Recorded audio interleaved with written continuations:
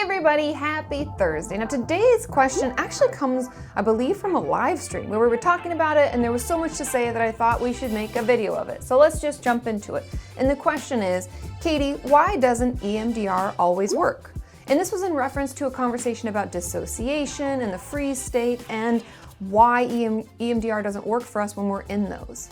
The truth about EMDR is that it's an 8-phase process. And I had to do some reading and call my friend Alexa to ask her about it. And the entire second phase is completely devoted to us being able to stay in that resilient zone.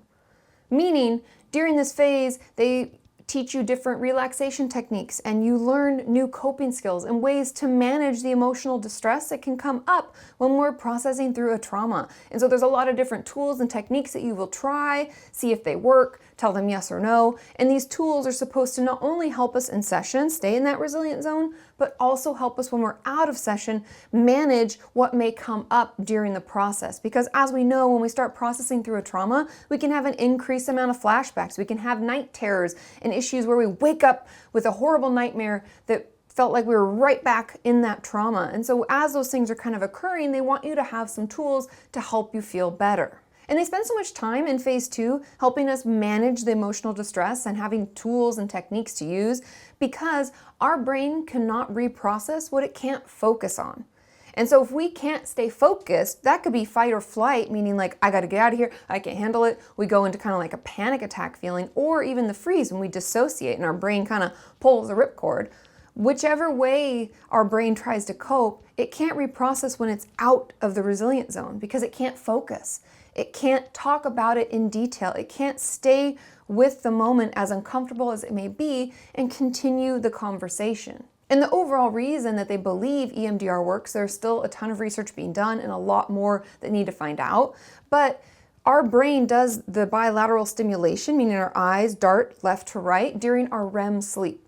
And it's during that time that they believe our brain processes through all that we've gone through in a day and all that we've experienced. And so if we can't focus in on those things while our eyes move left to right, then it's not given the chance to actually dig back into the old stuff, pull it out, talk about it in detail, focus on the images and clean it up and put it away. I always think of it like Inside Out. I've referenced this before where, we're trying to rebuild those marbles that they put in our memory and roll them away. And if we can't focus enough to pick up all the little shards, then we can't put the marble back together.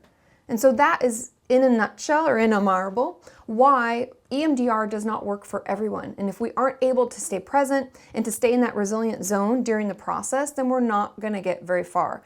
And I've kind of been disappointed that more people aren't talking about this because if we don't know this and we spend a ton of time and money in session because EMDR can be expensive, then we're not really getting anywhere. And that's really unfortunate because when we finally reach out for help, I want all of you to be able to get the help that best serves you. So please share this video, let more people know. I don't want anyone to go into session if it's not gonna benefit them.